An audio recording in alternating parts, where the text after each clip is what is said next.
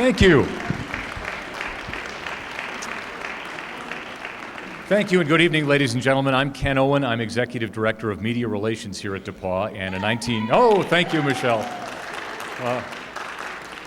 And I'm here tonight to perform my comedy routine. I'm also a 1982 graduate of the university, and we're thrilled to have you here tonight for the Timothy and Sharon Ubben Lecture Series.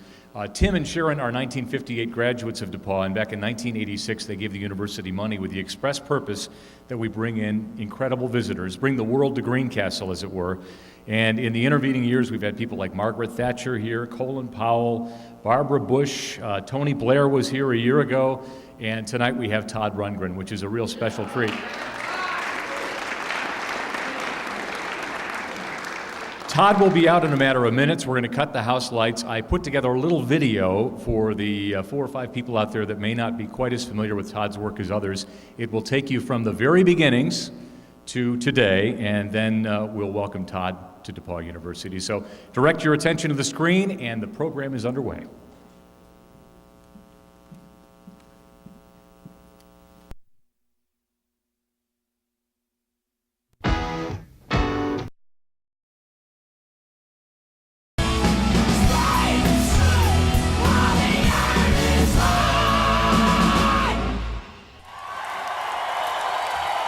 Ladies and gentlemen, please welcome to DePauw University's Ubben Lecture Series, Todd Rundgren.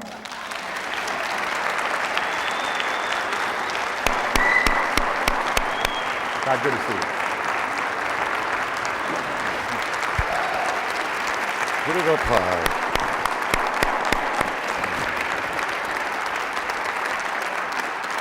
You have friends. Well, thank God for that Letterman guy. You know?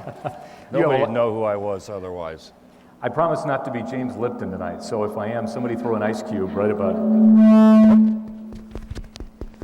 We might want to move our mics up just a little bit, Todd. Hello? Hello? Move yours up a little bit. Is this on? Is this on? Let's begin at the beginning. Growing up in Upper Darby, Pennsylvania. I feel like we're like a mile apart here. We can scoot in a little bit and kill a couple of plants.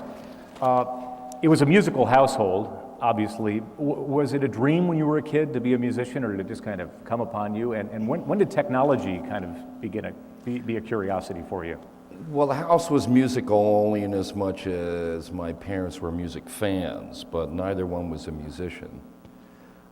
They enjoyed a little robust caroling every once in a while. They liked to sing in the car and harmonize. Music that, well, I vaguely remember it now, but it's, you know, kind of like the novelty tunes of the big band era. But they could sing in harmony. It was kind of like Lucy and Ricky, I guess. But my dad was very much into music and had a very eclectic, or somewhat eclectic taste in music. And so I was exposed to styles that probably a lot of people were not exposed to. He was very much into contemporary classical music as well as maybe some older stuff, but he was anything from like Ravel on or Debussy on. He was pretty much into a lot of show tunes, things like that. The technological aspect came into it, I believe, fairly early because he built his own hi-fi probably from some plans in a popular electronics magazine. And I remember distinctly it was a green cube about this big with a black grill cloth, and a turntable sat on top, and I believe the electronics were built into the box. And I was never allowed to touch it. Only government-sanctioned music would ever be played on that hi-fi. But we used to go with regularity to my grandmother's house, my father's mom, and she had a piano in the attic, an old spinet. And I used to go up there for hours and just bang on it and think I was, you know, improvising the most wonderful music, probably just drowning out the rest of my life. That's what it was at that point. And just time would pass without me having any idea exactly how long it had been, but the experience of making the music, or what appeared to me to be music on the piano, kind of, I guess, primed me for the idea of eventually playing an instrument. And I went through several instruments in the early days. Believe it or not, when I was growing up, they had music programs in elementary school. Amazing. And any student who wanted to participate could very cheaply rent an instrument. And the first instrument that I thought I wanted to play was flute, but I never did get the embouchure exactly right. And also the fingering was obtuse to me, that I couldn't figure out the fact that it wasn't linear. And so I moved on to other instruments. So I remember my sister decided that she might play the clarinet, but she wasn't good at it and hardly touched it. And I learned how to play like a Mr. Ackerbilk song on it, which pleased my dad immensely. I think it was Two Strangers on the Shore. But I had this aptitude for picking up melodies and figuring out how to play them on the instrument. But my experience with the guitar was kind of, I don't know, perhaps it was delayed a bit because my dad had a guitar that he bought when he was in the service that he never played. It sat in the basement gathering dust, but I knew it was there, and I used to go down every once in a while and muck around with it a little bit. And one day I thought I would get serious and try and tune it. And I had a tuning in my head. I didn't know how to tune a guitar, what the notes were supposed to be, but I had one in my head, and my little fingers couldn't turn the machines enough, to get the string to where I wanted it. So I took a pair of pliers and turned it until the neck snapped off the guitar, and that didn't go over very well. But I believe I made it known to my parents in affirmative terms that I wanted to play the guitar, and eventually they got me guitar lessons at the local music store. And how old were you at that point? I was probably at 8 at the time, something like that. And about what time did you get interested in robots and things that moved? Oh, I was always into robots. The robots were, well, no, I can't say I was always into robots. I was into robots from Forbidden Planet on. That was when Robbie the Robot first appeared. And he was the friendly robot. All robots before that were like killer robots. But Robbie was the friendly robot who would mix drinks for you and things like that. And I remember going with my parents to the movie theater because they had a big promotion. You could get coupons on the back of Quaker Oats boxes, the round box that they used to have those. And so I remember at least some of the children got in with Quaker Oats free passes. In any case, the movie, a lot of it scared me, but the Robbie the Robot part was really cool. And being a lonely child, I thought what I needed was a robot friend for companionship and protection. And so from that point on, I always had in my mind that I wanted to build a robot, and certainly did enough drawings on paper and collected enough junk over the years to possibly build several robots. But the stumbling block was that no matter how you hooked all this stuff up, the robot had no volition or movement or anything unless it had a brain of some kind. And I guess when I was about 11, I started studying binary logic because this was the basis of computers. Essentially one very simple operation, yes or no, compounded into many decisions and arrays of decisions that would look like the computer was doing something really brilliant when all it was doing was deciding yes or no, yes or no, yes or no. The advantage to having at least some passing understanding of this and the associated number system, the binary number system, which is just ones and zeros, gave me a big leg up when I got to high school in an algebra class when they started to introduce the new math and doing mathematical operations in number systems besides 10. Mm-hmm. And I was able to breeze through that, mystified everyone, including my teacher, what further mystified them is I had no interest in any of the other work, and so failed every other aspect of the class. But I was able to do any kind of number system, math in any number system.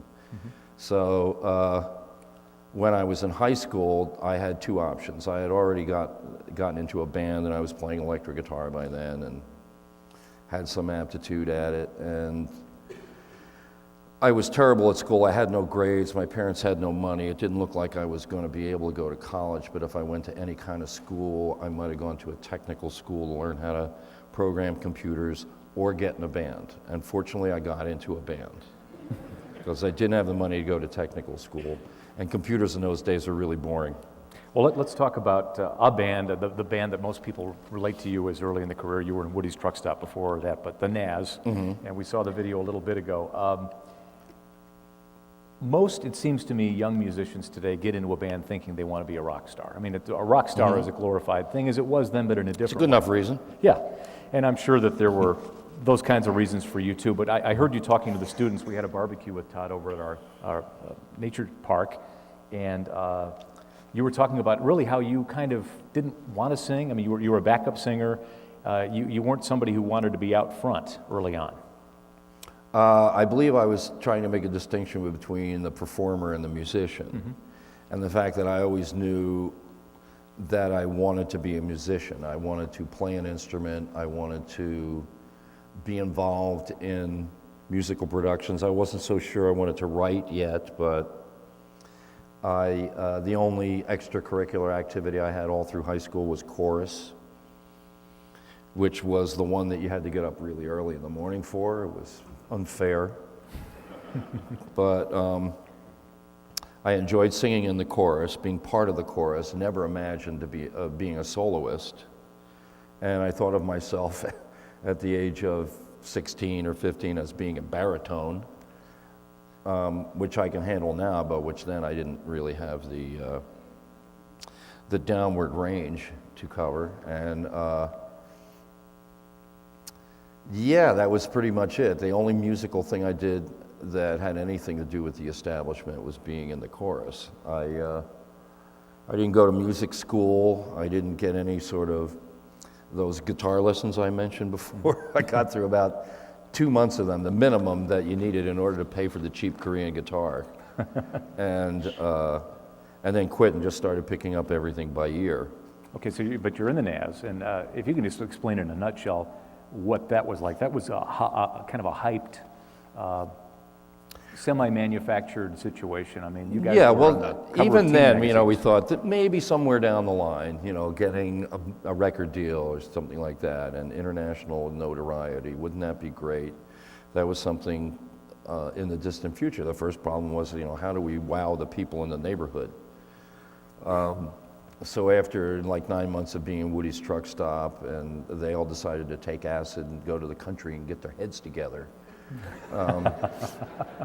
I decided that wasn't for me. I wanted to do a little more hardcore thing with a British influence, so I put together the Naz that was sort of modeled after The Who, a little Beatles and a little Beach Boys, and some Yardbirds as well, but heavy on the jamming and arm flailing and things like that, real showbiz.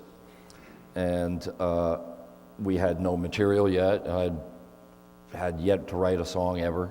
Had to realize I had to write some songs, wrote a bunch of guitar songs so we could, you know, flail around. And then I accidentally wrote Hello, It's Me during that period, and it wound up on the first Naz record. Ironically enough, I had quit the band by the time that became a hit record. And so we didn't actually go out and promote it or anything like that. It was an accident. It was actually the B-side of our first single.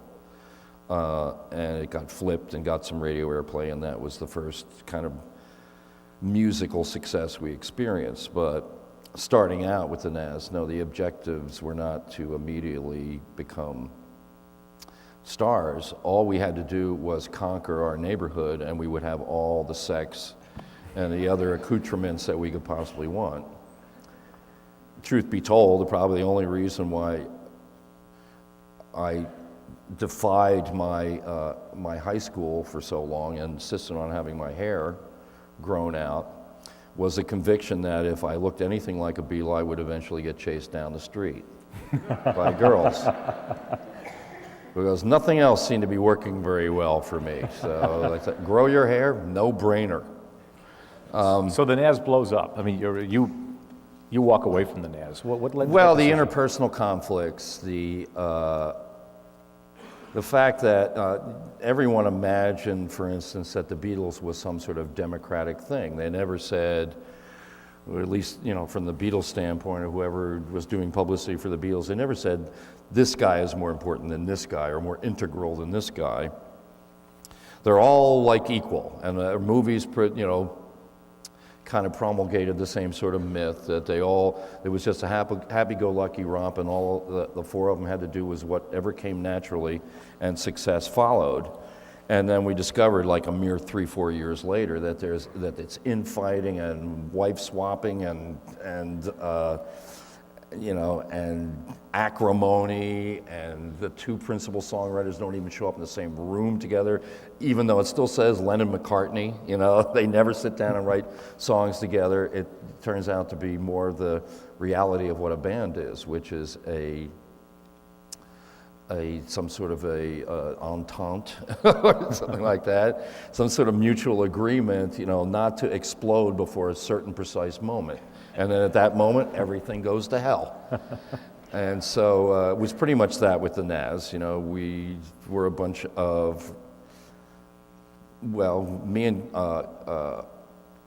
and Carson Van Osten, we had shared a room together for a long time, so we got along pretty well. But the other two guys we didn't know well, and as time went on, you either become better friends or better enemies. And a lot of that evolved, and then eventually the band broke up over things that had probably less to do with music than they did with interpersonal dynamics. Okay. And I want to keep moving because we got 42 years to cover, and I want to get questions from the audience. before we Certainly. leave I know, tonight. don't No, get these me are great started. stories, and I think everybody I'll tell agrees. everything I know. And I feel bad. I feel bad cutting you off because I'm enjoying this thoroughly. So you leave the NAS, and I think the thing a lot of people overlook is that you're essentially not a performing musician at this point. You become an engineer. You take on another trade of sorts. Well, yeah, part of the problem was that I was not ready to step up and be the front man of anything after the NAS left. So the alternative for me, in order to stay involved with music and do something that I liked that had to do with the music business, was to move into the control room, essentially, and produce records for other people. And in the process, I picked up engineering as well, which turned out to be another marketable skill. But more importantly, it was a great asset in terms of production, because I was able to cut out the middleman in terms of sound. Often to be a producer can involve a lot of different aspects. The very first producer I ever had any studio experience with was really old school, in that a producer had no or hardly any creative input. He just made sure that the session didn't run over, because he was more in charge of the budget than he was in charge of any sort of real quality control. That was usually be up to the arranger, and the engineer was in charge of the sound quality. So when I became a producer, it was an asset to be able to engineer and to be able to visualize what a record should sound like, and not have to go through the tortures of hell to get it to sound that way. That is not to diminish the importance of having at least some musical sensibility. And there are producers whose musical sensibility is completely inarticulate. They just say, I like that, that'll be a hit, or I hate that, that won't be a hit. And that's, for some, that's all it takes, Mm-hmm. But my career as a producer has been to kind of like nurse people along. I don't often work with people who are already successful and satisfied. There's either a new artist who has very little or no experience of the studio, or an artist who's hit some sort of cul-de-sac in terms of their record making, and I have to shake them up a little bit to break them out of it. So when I first became a producer, I was strong on the kind of sound aspects and musical aspects, very weak on the sociological and psychiatric aspects. thinking that if I was a producer, I would get out all that strife that comes with being in a band. No, I inherit the band's strife when they walk into the studio. And, have to break people up sometimes and resolve issues musically and sometimes non-musically. Sometimes you have to be the prick so that everyone else can focus on you being the prick and not on each other being the little pricks. And so... We're going to talk about individual productions in a bit, but so Albert Grossman, essentially, you're engineering for Bearsville. And when I became a producer, yeah, it was in the Albert Grossman organization. Right, who was Bob Dylan's manager and your manager for a while and many other people. And was it a favor, kind of a side project where he said, you can make a record if you want? No, I asked if I could make a record. Okay. I guess he said, oh, you can if you want, but they actually gave me a budget to do it because I didn't do it well, there was no Bearsville studio yet when I did my first album. Even though I've been producing, it's not as if I stopped being a musician. I was still writing songs and I had musical ideas and liked to make records and wanted to have my own musical ideas on record. So I asked for a budget. And they said, okay, and since I wasn't hiring a lot of musicians, I had like a rhythm section, just bass and drums. And well, there were a lot of different sessions, but a lot of those sessions were people that I had worked with before, and they contributed their performances, so I didn't have to pay, for instance, Lee Von Helm and Rick Danko to play on my record. And it was, it was known to everyone in the label. It was a vanity project. It was just something to keep me satisfied. But they were a bit taken aback when I delivered the record and they heard like this whole range of sort of musical ideas and also a song that they thought could be a hit single, which they then released and which then became a hit single up to a point. We Gotta Get You a Woman. It was called We Gotta Get You a Woman. I did a James Lipton there, by the way. Sorry. The what's that? I was a James Lipton moment. That was your James myself, Lipton yeah. moment, yes, okay. And it started to take off as a single, but this was at the same time that there was a militant feminist movement happening. And some in that movement decided to misinterpret the lyrics to their favor and implied or impugned that I was saying something about women in general, about them being stupid, which But they was sure not, are fun. Which, if you can parse a sentence, is not what I'm saying. I'm saying like little things that may be trivial, but seem to mean so much to you. Little things about somebody, and they started threatening to bomb radio stations to play the record. Things like that. It got to be a whole burlesque. So it never got to actually probably the point it would have gotten to. That was just as well because even my first attempts at fronting a band in order to perform behind this single were painful at best. They were painful and embarrassing at worst because I had never fronted a band. I had never attempted to sing my own material live, and I had never attempted to do a whole show of material, which in those days, a set was 40 minutes. A headliner would play for 40 minutes, and maybe twice a night. And I couldn't make the 40 minutes. I couldn't, before I would have my voice blown out and I'd be completely exhausted. And that was the point at which I realized the vast difference between a musician and a performer. And that you don't have to be both, but if you are going to be both, you have to take them equally seriously. And it took me years to build up the stamina and confidence to actually be able to get out onto the stage with some certitude that I can get through the show without losing my voice or collapsing from exhaustion or something.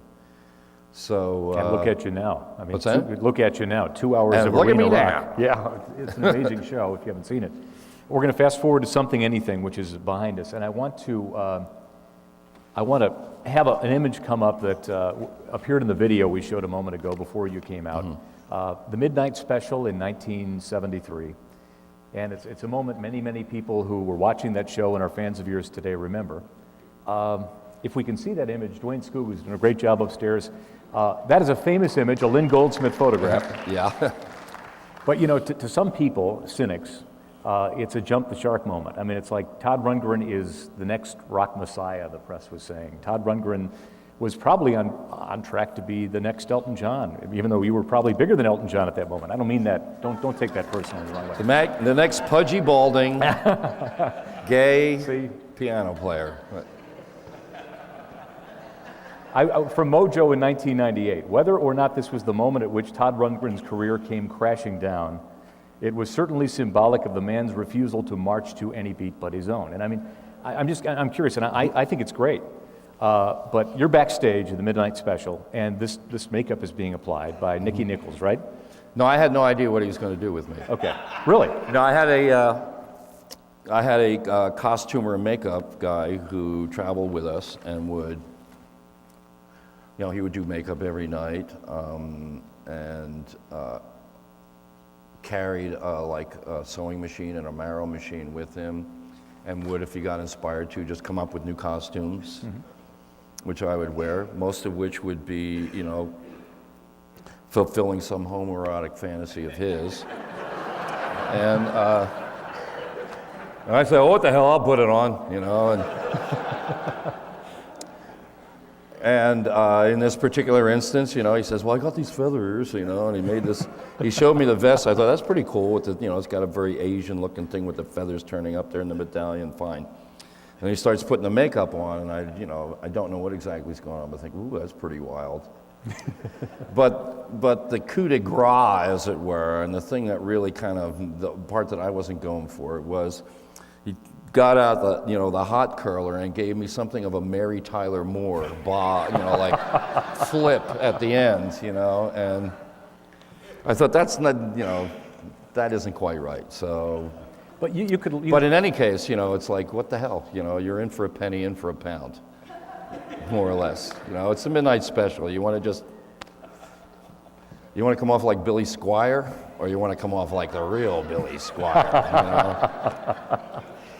You could point to that moment and say that that was your first twist. I mean, from an audience standpoint, you were kind of on a track. You were a singer-songwriter. Well, you have to say, though, but this particular moment here, you would have to put into context. You have to realize that David Bowie is filleting Mick Ronson's guitar at the same time somewhere, and wearing a skin-tight, spandex suit, and as we all are wont to do, and this was around the still around the glam era, so this sort of cross-dressing is not unusual at all, but to take it to this degree probably was a little unusual. Yeah. I think especially given audience kind of expectation of what you might be, because I think this was, to many people, their first exposure to a visual representation of Todd Rundgren. So that sets the chapter, I think, for a discussion I want to get into about your musical adventures. What followed Something Anything is probably the thing that most people would have guessed could never follow Something Anything. Something that was... Or should never have followed something else. I think A Wizard, a True Star is probably viewed as your most adventurous and influential album in many ways. It is amazing what time will do in context, because it was Wizard, a True Star, after Something Anything, was considered a blatant act of career suicide. And the whole point is, as I said before, a lot of these things are just vanity projects for me. I like to make music, I like to capture it and listen to it after I've done it, then I like to move on and do something else. And as I said, I had no expectations commercially from my first record, even though it did have a hit single on it. I had no specific expectations from my second record, which nobody remembers, which was The Ballad of Todd Rundgren. And that happened when there was a great record. But it meant something to me to kind of become more of a, have more of a song stylist, instead of just doing everything at once. I was able to sort of focus a little bit and pick out a kind of an instrumental range, focus on the piano, bass, and drums, add some coloration and stuff like that, but tame it down a little bit and focus a little bit more on song structure. And that was a phase I needed to go through, but it wasn't the destination. By the time I got to Something Anything, I was getting formulaic. I saw the light, I wrote in 15 minutes. It was just like, and it was done, because I had just gotten into that sort of song form that I developed on the previous album became habitual. And after I got done listening to Something Anything, and a lot of people don't or conveniently ignore the fact that there are precursors to A Wizard of True Star in Something Anything. There are already experimental things going on that you couldn't categorize as songs per se, and there are little instrumental interludes and other things that are already starting to break up the formula. But by the time I got to A Wizard of True Star, I was first of all trying not to fall into into that Elton John thing, of just like, here's another one, here's another, give me a bouncy C, I want my material to at least mean something to me, and effort, increases the value of things. Things that you don't put any effort into don't have any value. So just the effort of coming up with new directions, for me, reevaluates what I'm trying to do. And not only was I trying to get away from those specific sort of habits of writing music, I was looking at the form factor that I was working in that I had never actually stood back and looked at. The album up to that point was just that. It was considered a collection of songs. You got enough of them, like photographs, you put them in an album, and that was it. But I thought, what if you look at the side of the record. Now we don't have sides, of course, but look at the side of the record as just completely blank canvas. And there is no such thing as a song form per se. If you want to make a song, go ahead and make a song. But if you got an idea that lasts 30 seconds, that's just as good as a song. If you get something that's just sound, experiment with sound. And I started essentially trying to map the relative chaos in my head, all the different musical fragments and all the different directions that they might go into, onto this blank canvas. And it was the first time I had my own studio to do it, and I don't think I could have done the record unless I had built the studio first. So it was this whole coming together of a bunch of things, me getting self-conscious about becoming a kind of just a song stylist, not a musician. Musician is someone who is continually fascinated with music and continually learns new things to do with music. And the result was something that didn't resemble Something Anything and didn't resemble hardly any record that had been out before that. There were no spaces between the songs. I was thinking something might start and then just stop and go right into some other thing. Music might be bifurcated into pieces, might go into some little nostalgic interlude and then go into some spacey, synthesized other thing. There were actually no rules about it. But what it did do was, more than any of my other records, reveal more accurately what my personality is actually like. What most people call rebelliousness, it doesn't have to be rebelliousness, it just has to be obstinance, that you see things a certain way and you're convinced that's the way that it's supposed to be.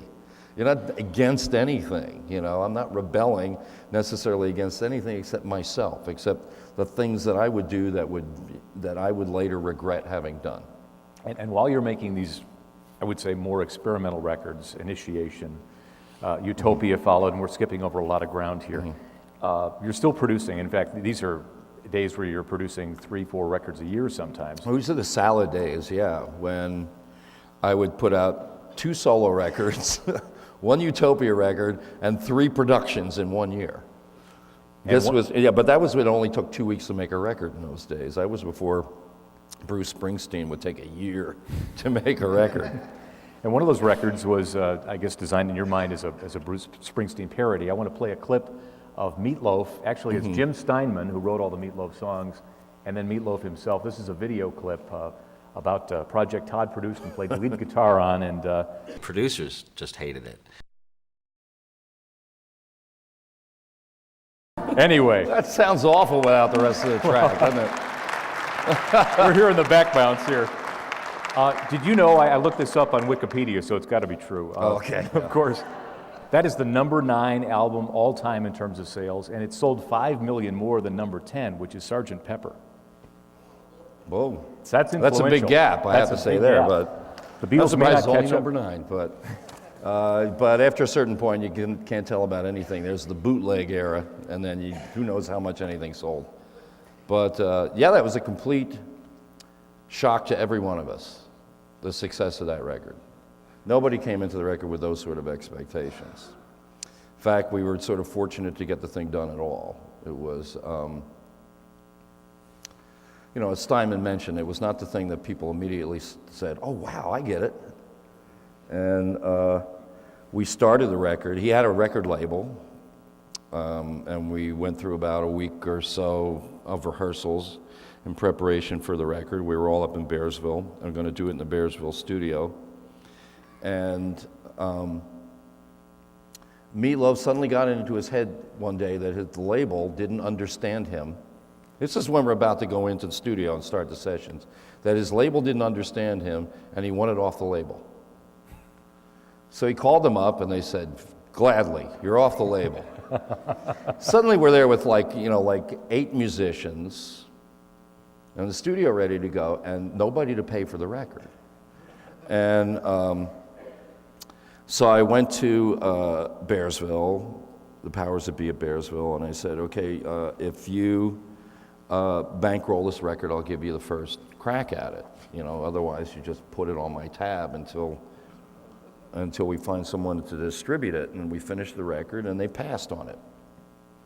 It was between Bearsville and Warner Brothers, who distributed Bearsville. They had to both agree to take on the artist, and one or the other or both, I don't know, decided to pass on it. So for months, there was no label at all for the record. We didn't know whether the record would come out at all. And they finally found a little label called Cleveland International. It was distributed by Epic Records, and one guy, his name was Steve Popovich, and he had one other artist of any note. It was Ian Hunter, former lead singer of Mott the Hoople, but an incredible artist in his own right, and a splendid gentleman. And see, this really is turning into Actor Studio. Actor Studio. Well, let's get past Meatloaf, because I don't want to dwell too long on that. Those stories are legendary and good. Oh, the hell with Meatloaf. The hell with Meatloaf. Let's talk about late 70s, you start really getting into computers. You get your own computer, and are you responsible for what eventually became the paint box? I first got interested in video. I got interested in video because there were a couple of TV programs usually on public television in New York City, WNET in New York, very progressive. And they produced the original Sesame Street and also a show called Electric Company. And more than Sesame Street, but especially on Electric Company, they have these little bumps where they are supposed to teach very simple concepts to preschoolers, but in somewhat hipper way than usual, like mindless children's television used to be. And one of the things they had was a piece of technology called a Rhodetra synthesizer, in which they could take the raster, that is old-fashioned TV talk, doesn't apply to CRTs and stuff, but essentially, if you know anything about it, the picture is a light beam scanning across the surface, and what they would do is take magnets and electromagnets and distort it, and they would be able to change the shapes of things and do things with really highly saturated colors. They were developing colorization boxes. They would take a black and white signal and turn it into something really vivid and colorful. And I got fascinated by all this abstract imagery that they were coming up with. And a lot of people were using this and other sorts of video devices. developed a little scene in Lower Manhattan. And a lot of it produced this video that they would show on public television. One program was called Videotape Review, VTR, and there was another one called The Egg or something like that. And it would be all experimental video. A lot of it would be music and abstract visuals and things like that. And I got very into that. I thought, this is a way to kind of like take the things that you imagine when you hear music and kind of create a visual to go along with it, kind of a Fantasia concept. The more abstract passages in Fantasia, like in the very beginning where it starts out with the orchestra and then it's just waveforms and colors and stuff splashing around. And I thought this is a great way to enhance music. So I got interested in video, started investing in video equipment, and by the time it was the late 70s, I had a video studio as well and was making videos even before there was MTV. And what was the question? We were talking about paint box. Oh, the paint box, yeah. So anyway, I had a video studio. One thing that we had was a fairly substantial investment in one of the first digital frame stores. In other words, TV was still analog. There was no such thing as digital TV, except in the production aspects of it, in which they could convert the analog signal into a digital signal and put it in what they call a frame store, and then you could do processes on that you're very familiar with nowadays, but were very stunning in those days, where you could shrink a picture down and zoom it off in one corner or something like that. So we bought one of the first devices that could do that.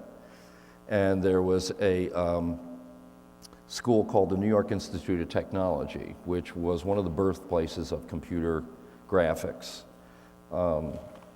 This is one of the most amazing technological sagas in all of humankind in terms of the progress that has been made. They had one of the first kind of like computer graphic breakthroughs, which was they developed a way to take that frame store, that thing that could store a video image, and take a graphics tablet, which is a pen that interfaces with a flat surface just as a pen on paper does. And you draw on that, and then your strokes are translated onto the screen. And so you could paint a picture without using, essentially, electronics, without using pencil or paper oil or anything. It's the first time such a thing had ever happened, that you could just paint directly into the video sphere. Fairly commonplace nowadays.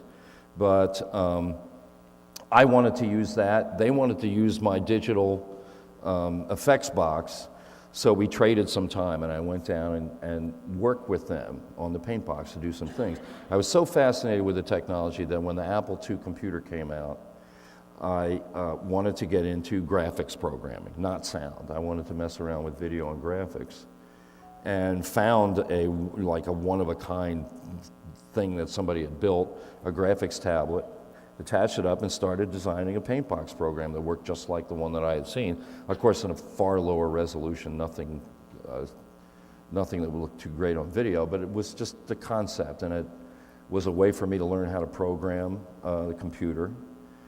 And one time we were out playing in San Francisco, and I thought, well, I'm going to go down to the Apple and show them what I've been working on. Apple was in one building then, one relatively small building in Cupertino, and as it turned out, at least one of the guys who worked there actually was from Philadelphia and knew who I was. So I came in and I showed them what I was working on. They said, well, if you finish that, we'll publish it. They had decided they were going to get into software publishing, which in those days they didn't stay in very long. They did a bad job of it. But essentially, I published this paintbox program and became software designer, became part of my resume as a result of that. I didn't really get into using computers for musical purposes until like the late 80s. And we're going to forward the tape again, if you don't What's mind. that? I'm going to forward the tape to and Dwayne, let's skip the next video. I want to go to 1990. Whee! What The a year time's that was. flying Yes, by. well, we're having a good talk. I just don't want to be here singing Yeah, Christmas well, my carols. nose starts itching. I know I've been talking too much. Uh-oh, well, you're doing a fine job. It was Christmas 1990, I think, that you made the Change Myself video. And I'm going to have Dwayne roll it behind us as we talk about it. you took a bunch of, was it Amiga computers? Yeah, well, here. look. Actually, Oh, that's okay. Jim Steinman. He Okay. never goes away. That's them. That's you, yeah, and then we'll see the Change That Myself guy on the video. left, he still works for me. Okay, Anyway, go we'll get it together, but the Change Myself video, which should be the third clip, we're going to skip beyond, yeah. Anyway, I think just in a nutshell, you took these Amiga computers and put them together, and if we showed this today, a student would look at it and say, oh, you know, looks pretty cool. But Say back la vie, then, yeah. to take video, animation, have things bubbling and moving around and spinning, it was groundbreaking.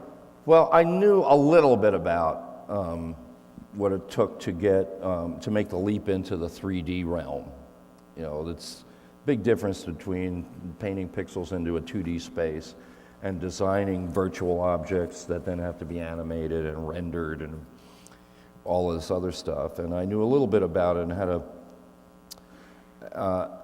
had an interest in it, but figured that it was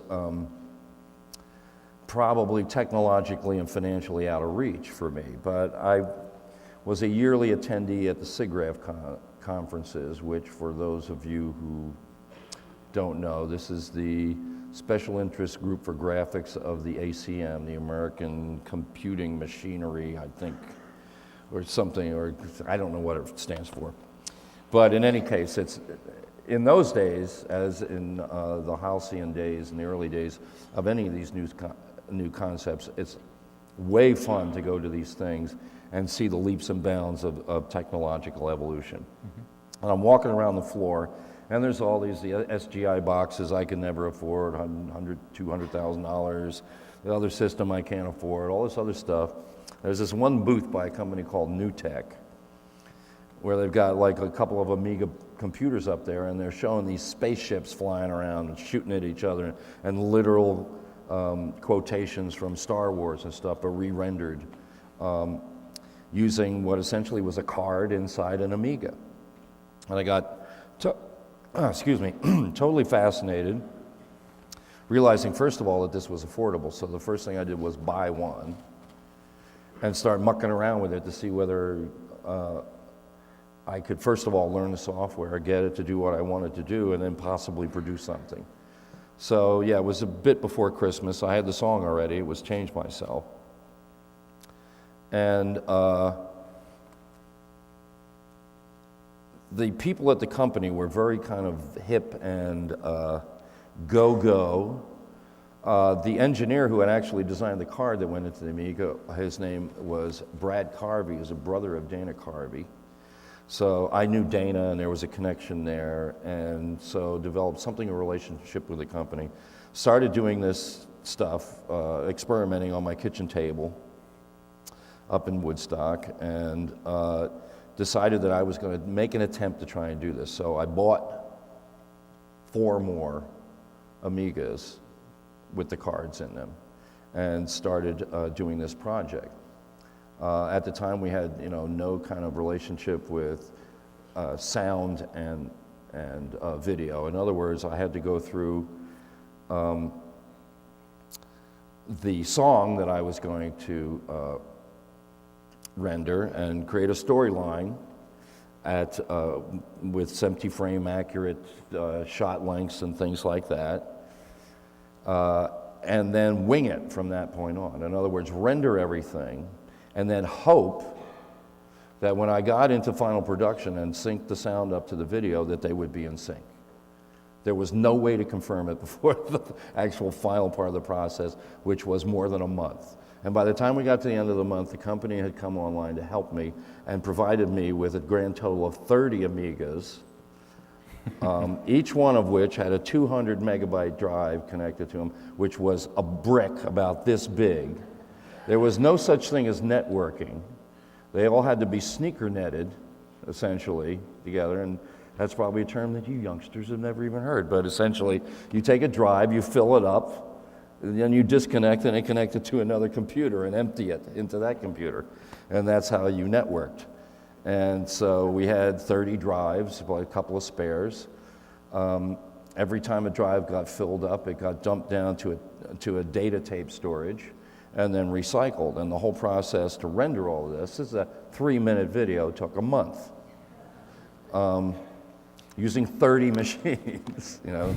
And I did not find out until like the last frame was rendered, and we took it into a video post-production studio to lay the sound in, that the sound actually did sync up except for one part in the very beginning.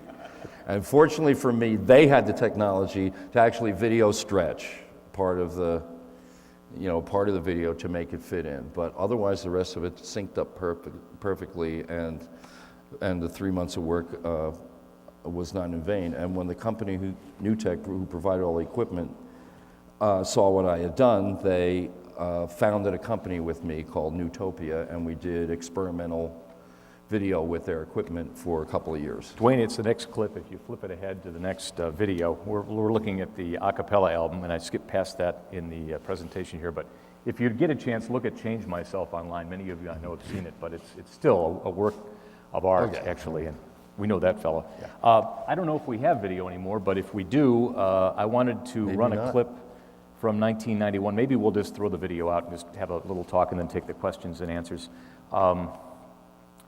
We talked in 1991 for the first time for television, and I asked you about the next Todd Rundgren project. You just left Warner Brothers. Mm-hmm. You had recorded Second Wind, which was a big band album live in front of an audience, and you said, I envision the next project will be like being in a fishbowl, something you will inhabit.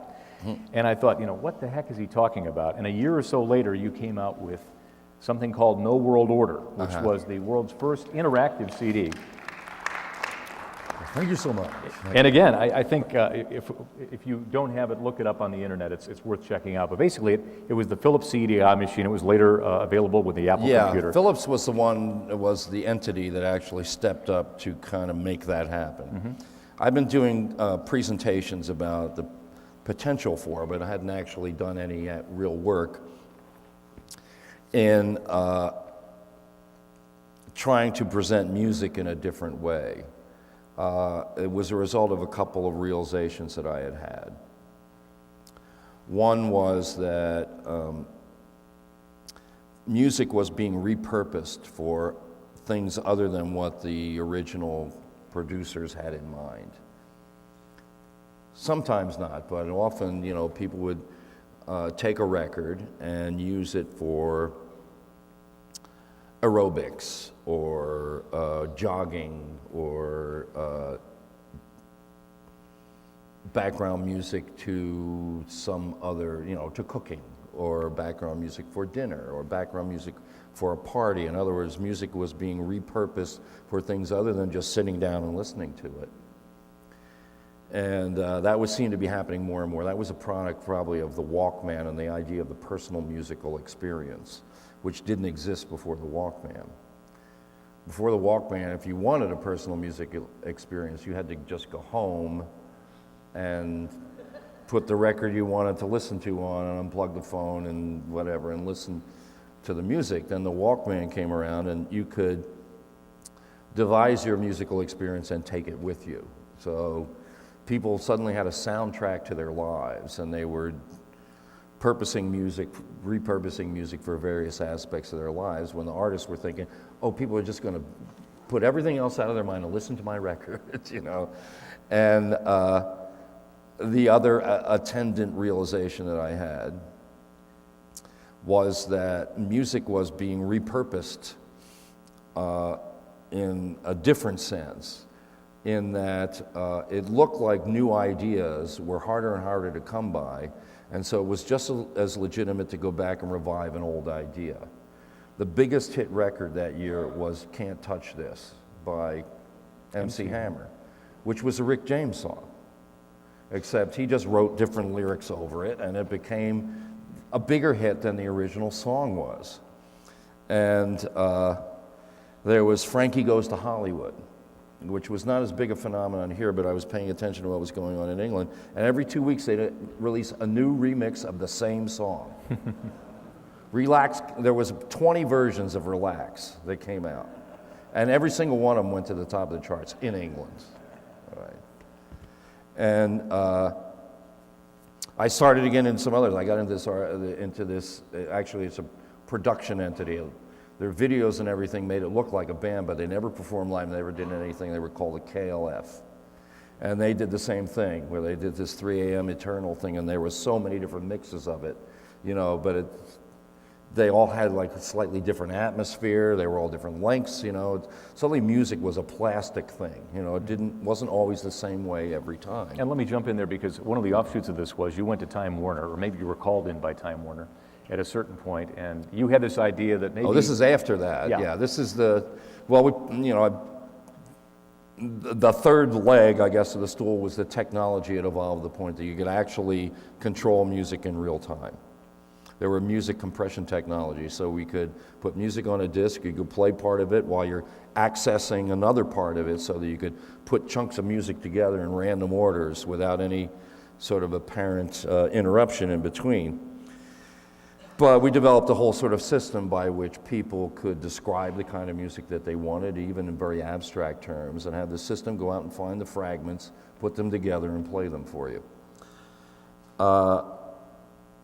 Warner Full Service Network was an enterprise that was trying to, was conducting an experiment in Orlando, Florida, in a suburb of Orlando, to find out what the demands for, what the desire was for on-demand television services. They wanted to create a fully interactive TV neighborhood.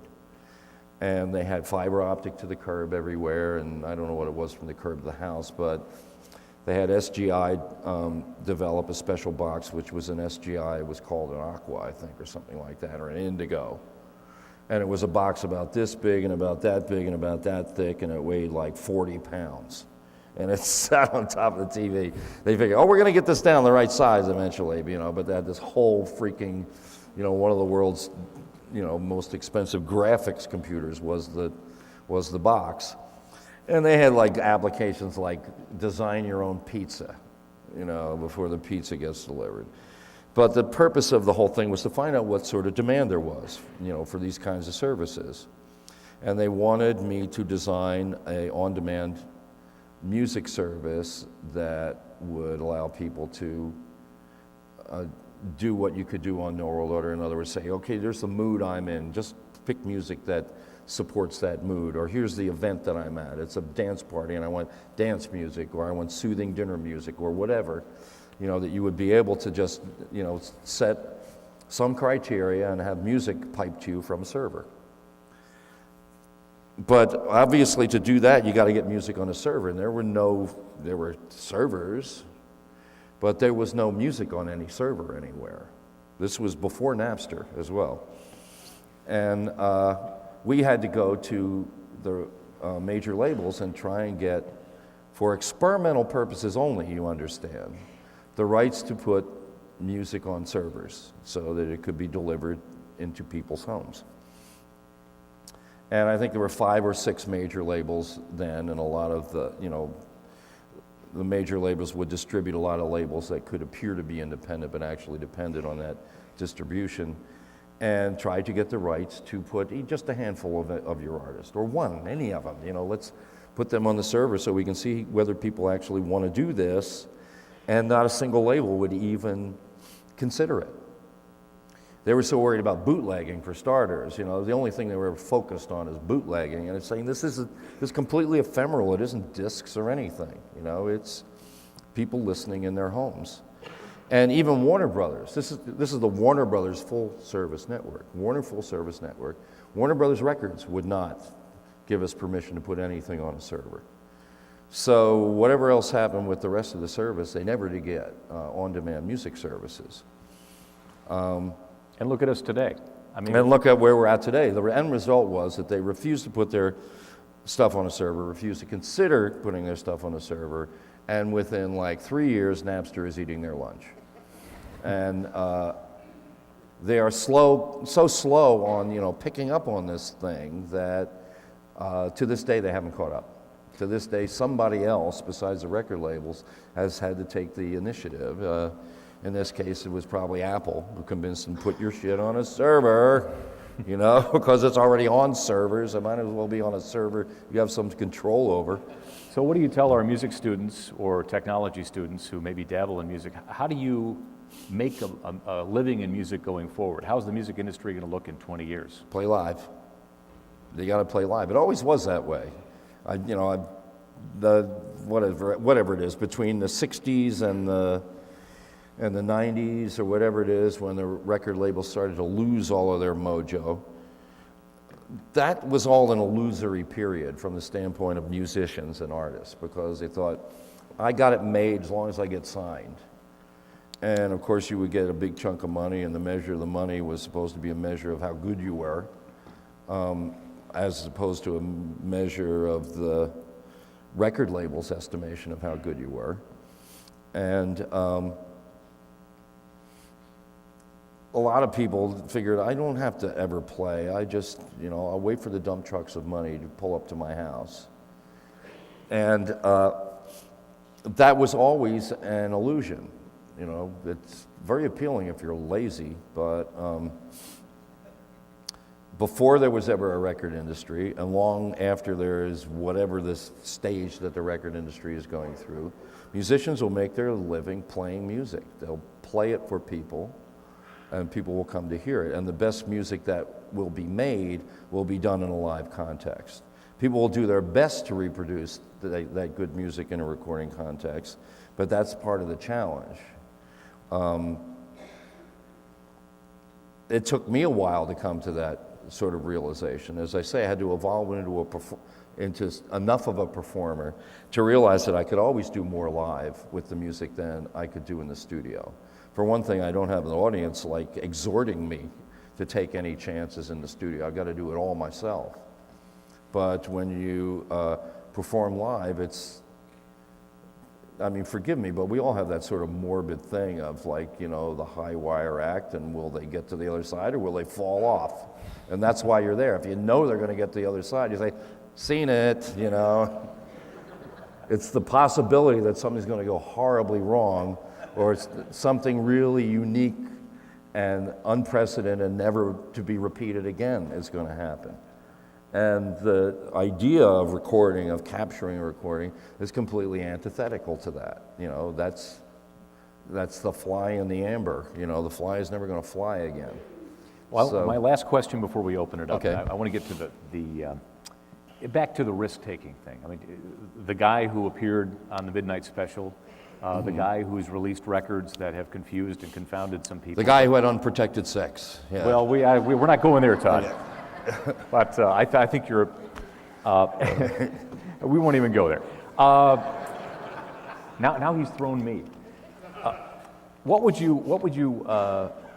We live in a culture where young people at a very young age are encouraged by society to kind of find what it is in their dreams they want to do and pursue it. But usually it's something pretty rigid, and usually it's tied to making money and being successful. When we were growing up, they didn't list the top 10 movies at the box office every week. The best movie at the box office was kind of a word-of-mouth thing. And now you're number one at the box office, well, it's got to be a good movie. We've shifted in our thinking. So I think there'd be a lesson to our students in terms of the choices you've made. You're the guy that said, I want to go where the others won't go, the individualist. The courage to make those choices. It would be really great if I could say that at one point I was completely volitional about it. But it isn't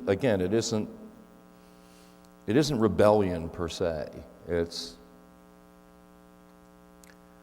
It's like, what do you got to lose? What do you got to lose by taking the chance half the time? It's been fortunate for me that I've had the production to underwrite my lifestyle, because that frees me when I make a record not to have to consider whether I will be required to survive off of that record. I never am.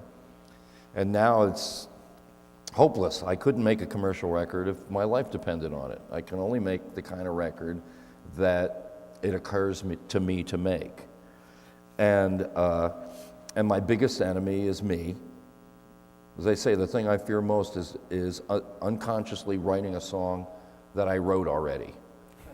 And then suddenly waking up and saying, oh shit, I hope nobody notices. that I just rewrote one of my own songs, There is always room for something new, I think, but most people who might be the source of that new thing will give up in frustration before they get to realize it. As I say, I always had that day job to tide me through. People didn't seem to get what I wanted, it didn't much matter. At least from a career standpoint, I had another career that I was working on. So, and all the musicians that I knew before I became a musician, most of them played weekends and had another job the rest of the time. Music as a career is always a long shot. It's always going to be a long shot, and the whole point of it is that worst thing that can happen is you trade your love of music along the way for the success of trying to, capitalize off of the music.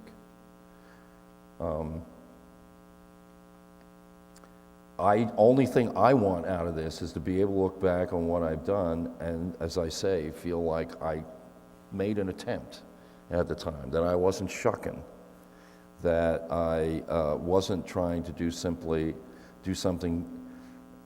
because I thought I had a better idea of what somebody else wanted than what I wanted, and that I have always been willing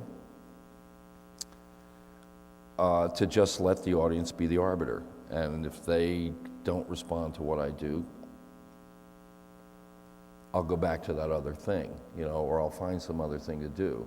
But my response to that rejection is not going to be, oh, what do you want? It's if I can't make a living at it, I'm not going to change the way I do things in order to speculate that, that I might make a living at it. Here's what I tell every act that I produce. The label wants you to come up with a single. Nobody knows what the hell a single is. A hit single was something that happened. You can't say something is a hit single before it happened. They may speculate it is and may go all their best efforts to make it be a hit single. But the problem is, if you do a song just for the sake of it being a single and you don't fully believe in it and it doesn't become a hit, there you've got that piece of crap staring you in the face for the rest of your career.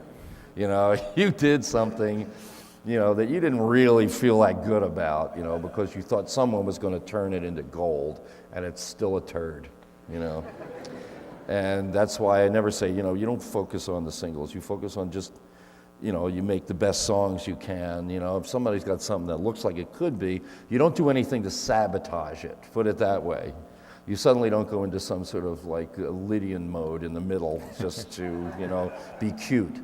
And I'm not mistaken, Bang the Drum All Day, you dreamt, correct? What's that? Did you dream Bang the Drum All Day? Did I read dreamt that it, yeah. See, well, that's another thing that I can't do. I can't say that this applies to anybody else, but if I get immersed in music, how do people become, these ridiculously prolific writers, be so prolific, with music?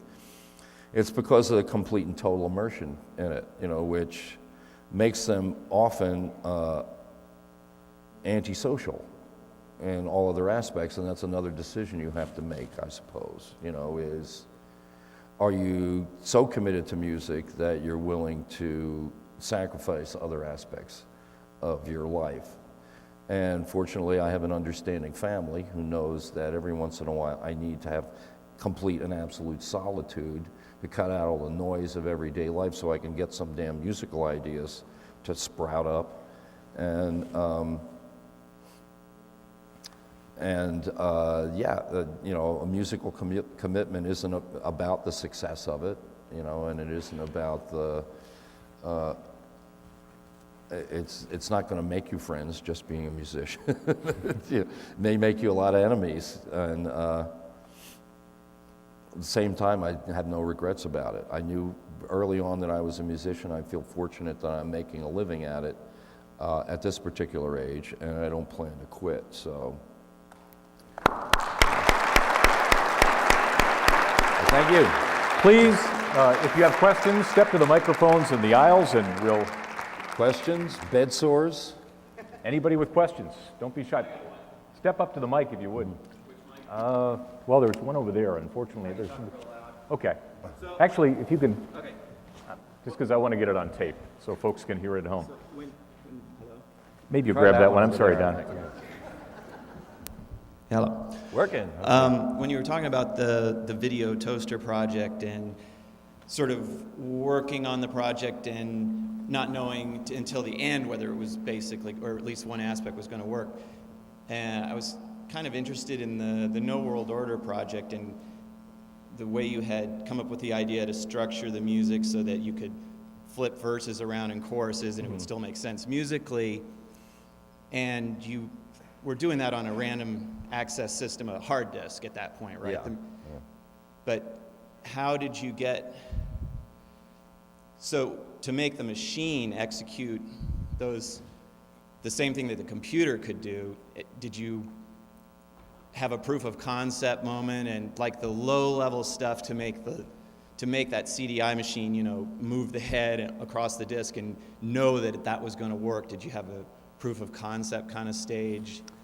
Well, I often depend on the technological expertise of others, you know, when it gets down to that level of detail. You know, you can only specialize so much. And for instance, when we were doing the No World Order project, which required us to get, you know, musical passages off of a disc and decompressed and lined up seamlessly and stuff like that, all of that technology, another guy did that. You know, I know my limits in that particular regard, and a lot of what I do is more about the user experience and less the bottom line technology. But, you know, talking about that sort of video and syncing things up, music is a much more plastic medium, as I said before, especially nowadays. The whole idea of moving parts of the song around, that to me seems almost an intrinsic part of the process now. That you arbitrarily label something a verse until you realize that it's the chorus, you know, and then you move it to a little later in the song or something like that. And I guess the point that I was kind of moving towards when I was talking about like SIGGRAPH and the technology then and, you know, where technology evolves. I remember it was still like 1984, 1985, and how thrilled everyone would be to see something that looked like smoke coming off a cigarette. They were just flabbergasted, you know, at the whole idea. Now you look at, you know, a production like Lord of the Rings with simulated humanoids and elephants and just like everything, you know, godzillions of pixels, and I don't know what the number with a zillion zero, Googles of calculations, you know, going into these things, that the way technology has advanced, at least in this particular area, is like, it's like the discovery of electricity again. You know, it's like all of these things which we grow up with and take for granted now, but the ubiquitous communication that we have that did not exist 50 years ago. That 50 years ago, you couldn't flip open a cell phone and get so-and-so. That's the reason why I don't own a cell phone, because I don't want anybody to get a hold of me just whenever they feel like it. Get one over here. But Hi, Todd. Thanks for coming to Greencastle. thank you. So I have a question for you. With a Twist is probably one of my favorite records, not just of yours, but period. I just think that's a gorgeous album, and I really enjoy what you did to it. But my question is, do you really hate the song Hello, It's Me, given the treatment you gave it on that record? I'm sorry, what was the end of it? Do you really hate the song Hello, It's Me, given the treatment on that record? Is that... No, I don't hate it. That was an act of vengeance on the song. But that was actually maybe the fourth version that I'd done of the song. There's the original Nas version, which is kind of a dirge, but was the first time it was a hit. Then there was the version that I did on Something Anything, which is a little bit peppier and with a big band sort of arrangement. Then there was a version that I was doing live that was a little bit more kind of like a show thing, and we played it with a shuffle rhythm. And it appeared on live records. There were live versions of that, which was the third version. So by the time I got to With a Twist, first of all, I got to do something in the genre, which was bossa nova, exotica, kind of, you know, a very retro thing. But also something that's different enough from the other versions, you know, that it doesn't seem like, you know, we're going back to the same well and pulling up stinky water. And the result was this sort of more Martin Denny approach, you know, something of an exotica thing. And I enjoyed doing it, and we did it live as well, and I enjoyed doing that. So it was, at least for me, nothing personal, hello, it's me, but if I'm required to do it exactly the way everyone remembers it, it's a definite albatross, and I ain't going there. Please. Hey, how you doing? I saw you last night in Louisville, and I noticed that you were playing a Line 6. Did you now, or have you ever been involved in modeling technologies like the Line 6 is using, or developing those sort of things? On modeling technology? Yeah, amp modeling, You mean like guitar amp modeling and things like that? Well, the Line 6 amp, as they called it, modeling, you know, the different. Oh yeah, well, my recent record, Arena, I used a Line 6 export as my audio interface for the vocals as well. It's got a phantom-powered mic plug on the back, and I almost all the guitar sounds, except under some circumstance where I wanted something just couldn't get it, are done with this Line 6 software called Gearbox. The sound is all in the computer, all modeled in the computer. And when I did use the amp, I took the direct preamp output and put it into the audio interface. And so there was never a mic in front of a guitar amplifier for the entire record. And I'm fine with that. And I've done records with, I did a Bad Religion record, you know, one of these hardcore punk bands. Right. And we recorded all the guitars completely dry. We didn't use any of their amps. We used the Line 6 modeling for all of their guitar sounds for the entire record. So the advantage of that was all you do is capture the performance, but not the sound. And later you make it sound like anything you want. So the advantage of that is that you're not futzing and futzing and futzing trying to get the perfect sound. Just get a sound that's good enough, because the performance is the most important thing. Oh, thanks for the shirt. My pleasure. Got the shirt last night, the signature. And we should point out that the vocals for Arena were done in your linen closet, right? Well, yeah, I don't actually have a studio in Kauai. I live in Kauai, by the way. I don't actually have a studio there. We just find a space. It's pretty rural. You can find a house, a guest house somewhere, a barn, set up and record in there, make lots of noise, nobody's bothered. And in the last couple records that I've done, the best place for me to record my vocals has been in the linen closet of our Bearsville house, because it's just full of linen, you know, it's perfectly dead. But the advantage is I couldn't normally roll all the equipment in there, but since particularly the last record, I did it all on the laptop. All I have to do is, like put a little keyboard stand in there with a laptop, and I'm good to go. So. Well, thanks for coming tonight, Todd. I missed you at the Vogue the other night, but I've seen you a couple times, and we appreciate you always coming to the Midwest. Because, oh, it's my pleasure. Thank you. So, my question is, I'm a big Beatles fan, and I know throughout your career you've touched, I think you were part of Linda McCartney's photo album. She took some pictures of you in Central Park early on. Yes. Obviously, you produced Badfinger. Was that at the Apple Studios? And I'm just brainstorming here, so maybe you can just hit these as I go. And I know you had a little bit of back and forth with John Lennon. Did you ever meet up with Lennon after that? And when you were out on tour with Ringo, did you get a chance to ask him a lot of questions? And did you ever bump into to McCartney or Harrison on your travels? I have met at least once all the Beatles. Yes. Your original question, Linda McCartney, all of those photographs were taken before Linda met Paul. As a matter of fact, she took photographs of me the day before she left England to go photograph the Beatles, and she never came back. And let me see now. Yeah, I've met all the Beatles. And Badfinger, I think. Badfinger, did you produce it? Was John it at Lennon Apple? thing, I met him briefly in L.A., and it was during John's wild years, as we say, you know, when Yoko had thrown him out of the house. The Lost Weekend. Lost weekend. What a revolting development. She throws him out of the house that he paid for. Then Where's Judge Wapner? he's gallivanting around Los Angeles with Harry Nilsson, I believe, getting roaring drunk every night. And then one of the notorious incidents was him going to the Troubadour, I believe, and getting, like assaulting waitresses, and then putting a Kotex on his head. Right. And, clowning around with a Kotex on his head.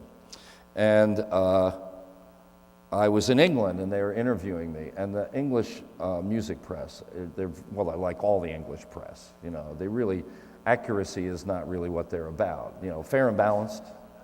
No, I don't think so. They're looking for that one thing that they can print like this high, and get everyone like all head up. And so they were interviewing me about a bunch of stuff, but something came up about John Lennon. And I kind of, the gist of what I said, I don't remember what exactly I said, but the gist of what I said is, I don't believe it's very revolutionary to put a Kotex on your head and assault a waitress in the Troubadour. And this somehow, they made a big headline about it, and then John Lennon wrote back to them, a big open letter that they published, of course. This is us doing their job for them, And so he writes a big letter. He was into the Yanavian, primal scream thing at the time, which was in his mommy don't go, daddy come home thing, So he implied that, my whole thing was some sort of complaint against my father. When I was talking about him being not a revolutionary role model, he started imputing that I was looking at him as if he was my dad or something. And I may have had a response, but before it got too far, I actually got a phone call from him, and we realized that we were being sort of played a little bit, and we diffused the whole thing, but that was the last time I talked to him, and that was sort of an inconsequential conversation. So it was tempest in a teapot, as it were, just for the entertainment value of the English music press. Did you produce Badfinger, was it Apple Studios, or where did you record them?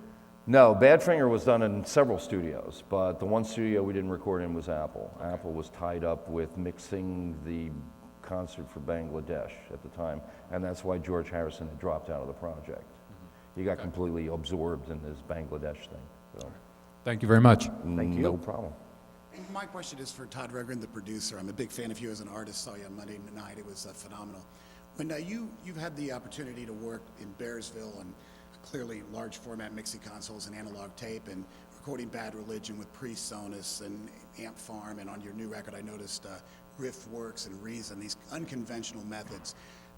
Walk us through maybe the differences of recording a record in, let's say, 1972 to 2009, for starters, and is there a stock Todd Rundgren production technique when you first meet with a band and discuss production? Is it an arrangement? Is it more vibe? And maybe use like the New York Dolls' new record as an example of how you're making records today versus... My standard procedure is that before we even decide to take on a production, I get the material and evaluate the material. I don't even talk to them before that.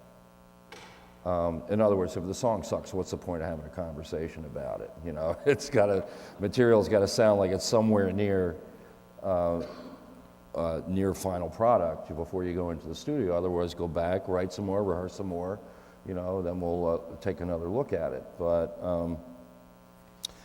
if the material seems like it's, if there's enough of it that's of a quality, it seems like we can make a record, then I talk to the band. It's all free up till now, by the way. Then we talk to the band and see whether, usually the first question I ask them is, if they've had a record before, why were you dissatisfied enough with your last record that you want me to do it? What are you expecting out of me? Then I like to lay down certain ground rules. One is I don't want them rehearsing in the studio. I want them to come into the studio rehearsed. If we can't do it any other way, all right, but it's always better if the band comes in and is ready to just get right down to business and start performing the music, you know. Do you do that pre-production? Are you in the rehearsal with them before they enter the studio? I'm sorry. Are you with them when they rehearse, or do you just say, No, no, come I ready? don't have to be there when they rehearse. But I will make suggestions about the material, sometimes very copious. You know, I'll go through and say, you know, this verse is weak, you know, this thing, you rhyme the same word with itself. Couldn't you invest a little more thought into, you know, something like that, you know, when another word would do just as well, you know, and don't you dare try and record this song here because it blows. And I'll give them fairly, you know, detailed feedback on the material so that they can go and rehearse it that way. And it isn't required that it be perfect by the time they get to the studio, but certainly want them to be, you know, very close to being able to perform it. And the best bands are the ones who have written the material and have played it on the road first, and then come into the studio because they know what it's supposed to sound like. You know, they're not guessing, and that makes it real easy. A band like Pursuit of Happiness, all of the stuff that we ever recorded with them, they had already played on the road for months, which meant that we did the records like start to finish a week, 10 to 10 days. And that's just taking it easy, you know, do 2-3 tracks a day, and still have most of the day left over. And you had a question about New York Dolls? Well, just wanted to contrast like the way you would make a record in 1972 at Bearsville versus you recording the Dolls in Hawaii. Well, I'll tell you, it's a lot different now than the old days. I brought them out to Hawaii so there wouldn't be any circus going on. But there are only 2 original members, so the whole thing is a, you know, completely rebuilt machine, I suppose. And of course, the audience will have to be the judge, but I think it's probably, arguably, the best record they've made, if you take it out of the context of like it's 1977 and whatever, you know. But that's it. I have to adjust this. It's okay. It's actually better. I can hear you better if you're not right on the You mic. can hear me 'cause all I better? get is, Okay. like echo from here. You were yeah. talking about the idea of rebuilding machines, and you've rebuilt several. If you contrast, like, Faithfully, where you were being pretty accurate to the original, to Deface the Music, where you turned an icon on its ear, to what you have done recently with the Cars. Can you talk about how you handle things that are sort of iconic in the music industry and still find life in them? Well, you got to do it out of love, for starters. You know, you don't do it. It's not just a pointless exercise. If you're going to do a whole record of faux Beatle music, it's because you actually, you know, have some affection for the music, and it's like, I wish I'd written that. So all you do is just, you know, Turn it around. change the stuff around, and voila, you have written it. But yeah, if you are enough of a slave in some sense. I mean, when I was growing up, I was 14 or 15 when the Beatles first started to get on the radio, and for me it was a whole new idea about music, because before that you had to be a handsome lead singer and it was a backup band. And this was a whole new kind of, you're just one of 4 guys. You don't have to be the handsomest guy. You be Ringo. You be the ugliest guy, you know, in the band, and people still love you, you know. So just everything about that whole Beatles concept was appealing, you know, because it was a shortcut to ecstasy. But yes, as you mentioned, like in Faithful, I've done other sorts of artists, the Beach Boys, but I don't think any of the other artists I desired as much to like have lived their musical life. Probably because of the age I was at, you know, when the Beatles came out, and the fact that that was potentially attainable for me. It would never be attainable for me to be Jimi Hendrix, for instance. I don't have the hair for it. But Is anything else going to happen with the Cars, do you think, or is that? I don't know. The guitar is, you know, guitar refuses to die. It seems almost as though the guitar is some sort of ultimate invention, because there's been so many variations on the guitar, people trying to reinvent it. The Chapman stick, for instance, and there are a few people who play that, and it's a terrific instrument. But is it ever going to replace the guitar? No, I don't think so. You know, and I have no idea what instrument at this point took to electrification so well. You know, there's certainly electrified pianos, but they're supposed to sound like a piano. You know, the guitar, once it got electrified, went into this whole other range of sound that can only be produced by that combination of technology. So it's pretty much a high watermark. I don't know what's going to replace it. And I think he asked in particular the cars, the new cars. Are they going It's to? okay, I like that answer too, but Okay. Oh, what's that? Was I talking about the wrong thing? Oh, kind of, but that's all right. Oh, he said guitar, cars, you know. and I thought he said guitars. All Yes, right. that's all right. New cars, won't be much more of that. You know, if you do see it, it'll be because we played your corporate event. But no, we're not going to start over again. You know, trying to build a new audience for that. We tried it. We had our moment. The accident that Elliot suffered kind of took the air out of the balloon and just couldn't get it back in. So, Thank you. thanks for your question about the guitars.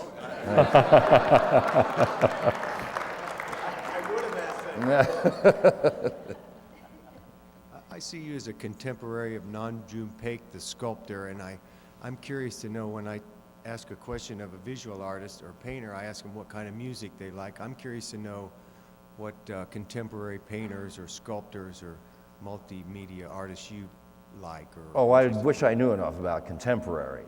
You know, it's not that I just have any painters or sculptors. no appreciation of other art, but depends what you mean by contemporary. If you mean in the last century, I could probably. I just wonder who some of your favorite painters or sculptors are anytime. Painters and sculptors. I don't know a whole lot about sculpture. I'd have to say that when I was in Madrid, you know, the boulevards are lined with Botero sculptures, and they're highly amusing. I really enjoy them. For me, the most interesting all-around artist is probably Salvador Dali, in that he did sculpture, he did painting, he did decoupage, he did just about everything, and did it in a way that others could only sort of imitate. And it was probably because he was sincerely crazy. But Might be a Dali of music then. But if I have to go to see a show by one artist, I'm always more amused by a Dali show than I am by a Calder show or a de Kooning show or, God forbid, Jeff Koons. Thank you for that. Thank you. Thank you.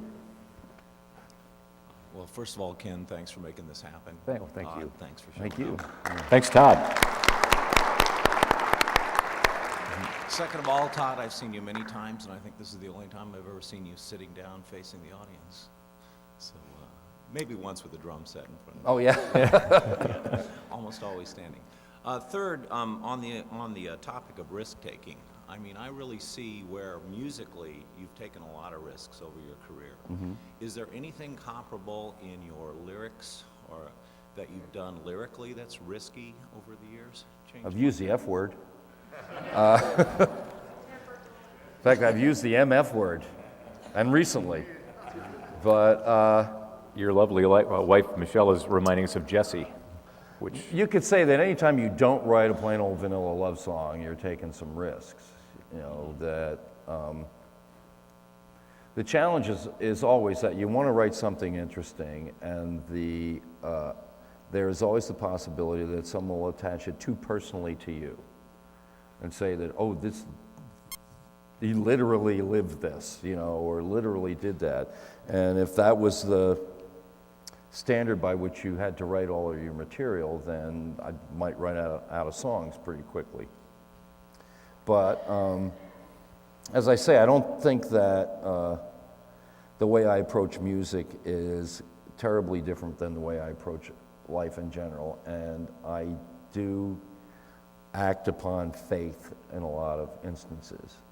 I am not faith-based per se. I have faith in myself, and I have faith in my ability perhaps to read a situation, but I will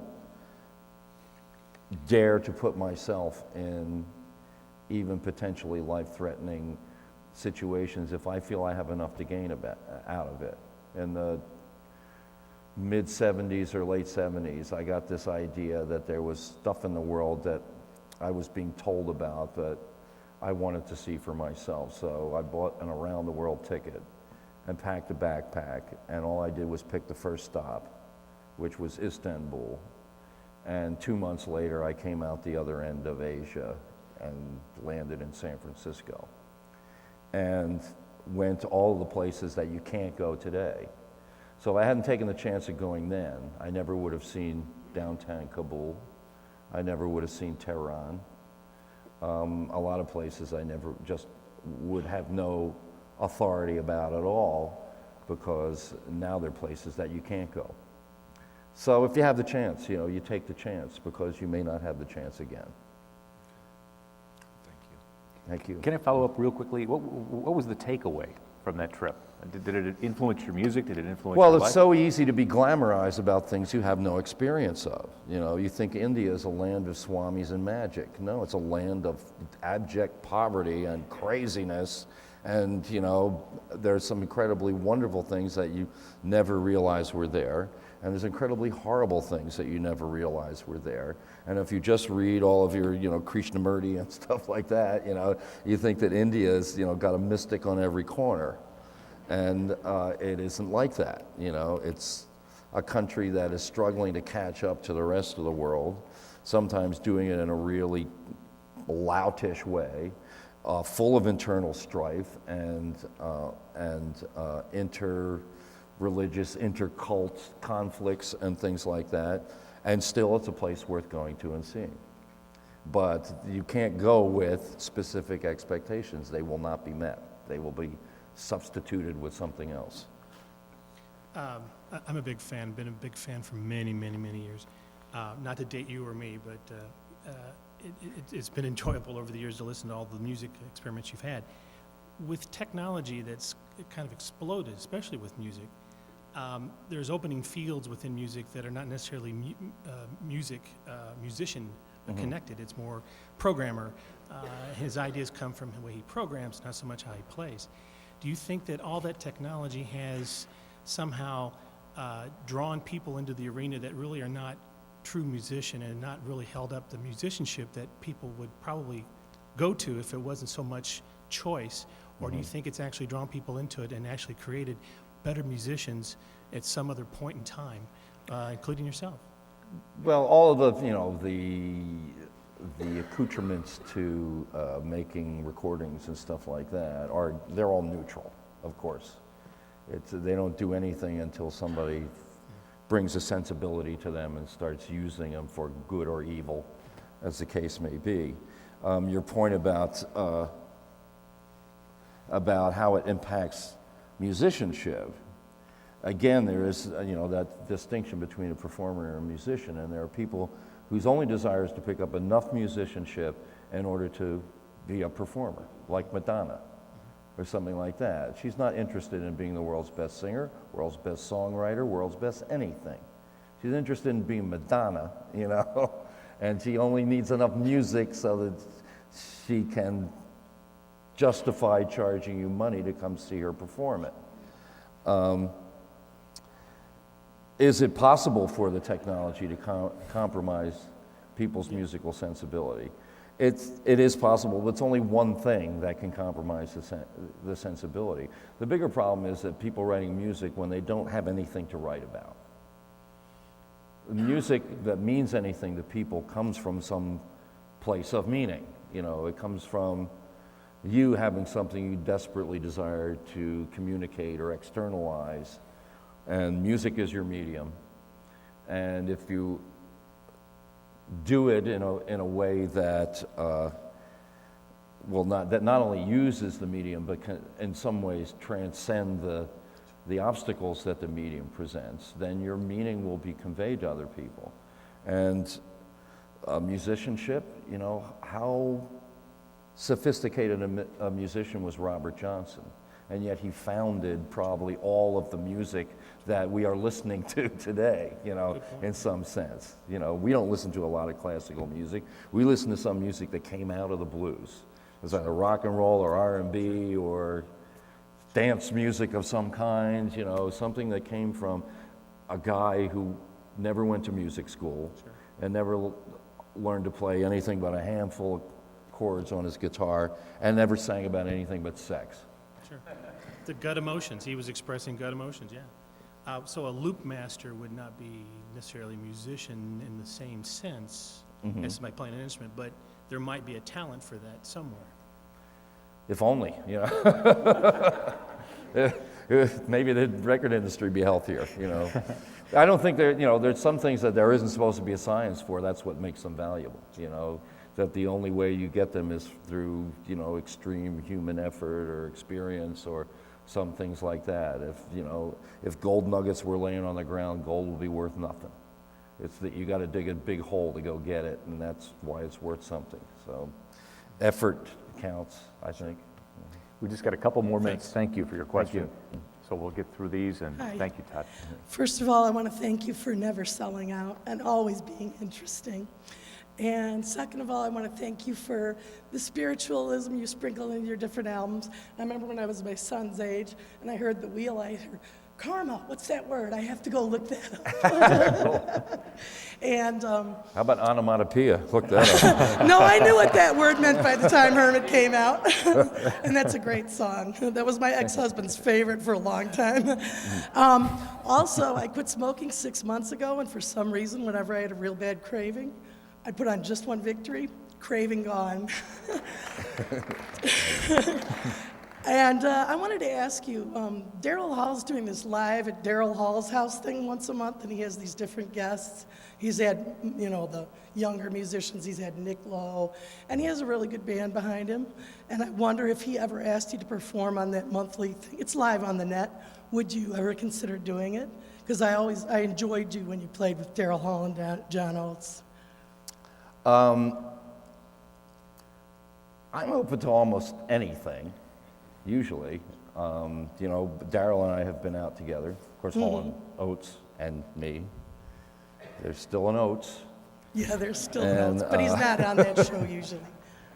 But I'm not exactly sure I understand the implications of the question. He's got like an online TV show. Yeah. He makes a mean martini, I'm told. Did she set you up to this? No, it's a great. I'm telling you, the band is great, and the people I know. he's had on are great I've heard too. about this, but when I hear about him having success with that, I think, yeah, it'd be interesting to do that. What can I do that's like that? You know. Well, yeah, but that there was is, what I was thinking too. there are the challenges of. I've always thought that the hardest thing that I've ever done was music for television, because there's no flexibility in it, and you're the low man on the totem pole, and you get the notes and everything after everyone else is done, and your thing gets applied last in the production, and they do arbitrary things with it, anything they wanted. But the hardest part for me was the fact that you have to write and record anywhere from 10 to 30 to 40 minutes worth of music in something like 3 days. And I've tried to do things where I've had, actual sort of time-based commitments, where, okay, I got to do this by the end of the month, and I'm going to do this every month, stuff like that. When it gets to doing something like every week, or worse, every day, I can't imagine how they, I can understand why. Put it this way. David Letterman is in such a bad mood all the time. That's what I hear. He's freaking trapped by this job, he's like trapped in it. And the problem with something like that is the success of it locks you into something that perhaps you didn't expect, And while I can imagine, like doing an episode or something like that, it's a far greater challenge, obviously for him or for anyone who wants to do something like that, to do something that is, you got to find good guests at regular intervals. You have to do good shows all the time in that particular kind of format and things like that. So I'd be happy to appear on somebody's show like that, but I have to think long and hard before doing something like that. That I Having can responsibility understand. myself. You've always got so many different things in your mind. And where do you go next from here? I know you mentioned a Robert Johnson project that you were thinking about doing. I'm gonna rest for a little while. That's cool after this too. tour is done, but not for long. I got a little more playing to do. I always have, you know, a little bucket list of things, Bucket list. Come on. of things that I like to do, you know, in the short term. And it's all a question of things falling into place in time and stuff like that. I can say that on my plate are various things like possibly some kind of computer game, involvement in that somehow.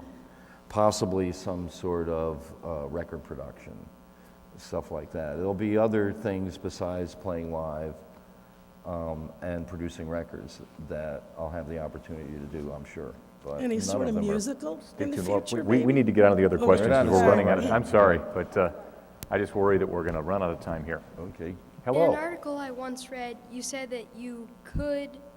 It's completely made up. It's not coming from anyone's heart. It's just meant to be clever and facile and stuff like that, and that kind of music doesn't appeal to me. It doesn't mean that all country music and every country artist sucks. There is great country music, but unfortunately, what gets played on the radio is like what gets played on the radio of everything else, you know, which is usually not the best of it, just the most accessible of it, you know. And I have a feeling that if I tried to do that, that real country listeners would sense in me the fact that I was not actually being concertedly fake enough or whatever, I don't know, and just would realize that I wasn't being sincere with it, you know. And I never thought I would do a arena rock record, but once I did it, you know, I have a lot of fun doing it. And I imagine if I ever figure out a way that I want to do country music or death metal or any other kind of, you know, extreme genre, that I would figure out a way to do it so that I would at least have fun doing it. And so you're right, you should never say never, especially as a musician. But I don't know when I will do that. I don't have an idea at this point. We've got time for two more questions because these gentlemen have been in line, and thank you very much. Yeah, great to see you here in the Midwest, and thanks for being a part of the tour. Good shirt. I know. Nice time at your house. So. Todd Stalker. He signed my accordion, too, so I didn't bring that with me tonight, but it's around. I guess the question was, I heard you talking about kind of that period of time when you were excited about the computer graphics and the inception of the graphic tablets and some of the first things that were emerging then. And of course, we've come a long way since then. I'm curious if there's anything on your bucket list or other technologies that are kind of at the fringes or just emerging that you see yourself taking advantage of. I've been spending a lot of time like with visualization, real-time visualization software and things of that nature that I think have a lot of concepts that you were probably one of the first to really exploit without the Well, it's funny, I'm very selective about the technologies I get involved in and when I get involved in them. As I say, I didn't think I wanted to use computers to make music for a long time while other people were doing it, or using sequencers or other sorts of digital things, you know, to produce some music. For a long time, I thought I have no interest in that. And then I sort of got to a point where I thought this, you know, and it was around No World Order. I said, before that, I was doing all live records. I said, I don't want any kind of artifice. I want all live players playing in real time. But to do this kind of concept of random access music, everything had to be so precise that the only practical technology was, you know, using sequencers and, you know, various kind of computer-based music production tools. And it's just turned out to be a convenience for me maybe since then that I continue to use them. Doesn't mean it's exclusive, but I'm comfortable with the technology now. But for instance, I don't own a cell phone. I don't tweet, I don't blog. I don't, you know, I think the automobile was one of the biggest mistakes humankind has ever made. And I would love to see some way to ameliorate that. I'm getting to the point now where I want certain technologies to disappear as opposed to new ones to appear. And maybe that's just me becoming old and crotchety. But when I imagine the future, I don't imagine immediate boons from these things. The reason why I don't own a cell phone and the reason why I don't tweet and the reason why I don't blog, you know, have nothing to do with the technologies. It has to do with the kind of behaviors that it elicits in other human beings that I just don't want to have anything to do with. Some anonymous clown, you know, who will say things he would never say to your face, just because he's got a keyboard and a remote connection. So there's some technologies I wish would become less popular. Cell phones are just out of hand at this point. The freaking messaging and tweeting. Is everything we have to say that important? Because it's essentially gotten to the point where people put no value on listening. They put all the value on talking and no value on listening. And I'm not going that way. I'm a musician. I need people to listen. Final question of the night is from Tim Brickley, Indianapolis musician. Yeah, Todd, this has been a blast. I know, lifelong inspiration for me, and I'm sure everybody here. So terrific. Thank you. And Ken, good job putting this together. I was just wondering, could I produce your next record? It's a joke. Although not really. I know what you should do. No, a little from Peter, Paul, and Mary to Bob Dylan to you, Albert Grossman, I thought has always been an amazing figure. I was wondering if you could just talk a little bit about him and who do you think he'd be working with today? He was a funny guy, Albert Grossman, and today nobody would work with him if he continued on the path that he had been on. Albert Grossman was originally a restaurateur in Chicago. And he was one of the first people to build a little stage and have folk acts come in and play at his restaurant. And those folk acts turned out to be Bob Dylan and Peter, Paul, and Mary and other seminal folk acts that he later signed and evolved from being a restaurateur into a super manager. And when I was with him, he was still managing Peter, Paul, and Mary. He wasn't managing Bob Dylan anymore, but he had Janis Joplin, and he had James Cotton, he had the band. It still had a fairly substantial raft of artists, many of which I got to work with. But he was still a restaurateur at heart, and a real if you got to know Albert, you inevitably had a love-hate relationship with him. If you didn't get to know Albert, you had a hate relationship with him. But if you did get to know him, then you had a love-hate relationship. He could be very generous at times. He could do great things for your career. He could be the biggest jerk in the world. And he would screw you just as look at you, no matter how long you had worked with him. And he did that to me. And when he died, I had no regrets, and few people did. He was one of these larger-than-life things, but in the end, he had no true friends, because everything in his world had a little Dymo label on the bottom with the insurance number on it. Everything, every single thing, salt shakers, had a little Dymo label on the bottom with the insurance number on it, He cared so much about the things that he had, and the things he could acquire, and so little about the impact all that had on the people that he lived with and worked with. So he was an extremely powerful and interesting guy, and extremely flawed guy. So. Well, Todd, you have had an enormous impact on all of us, a positive impact, and thank you for your contributions to the world, to music, to DePauw University tonight. And I'm going to shake your hand, and I've got a gift for you. Before we all say goodnight, I have a DePauw sweatshirt for you. And I got one for Michelle, too. She's Can I get an honorary degree? I never did go to college. Yeah, we've got one of those in the back. All right. Ladies and gentlemen, Todd Rundgren. Yeah, DePauw. Thank you. You're welcome. Thank you.